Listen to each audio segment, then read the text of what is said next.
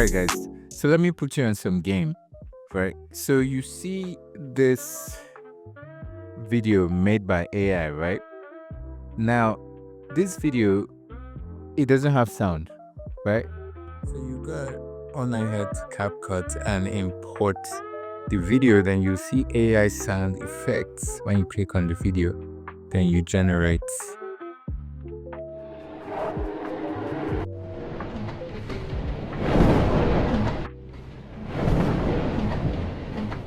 All right, another example. You click on the video, then generates AI sound effects. Voila!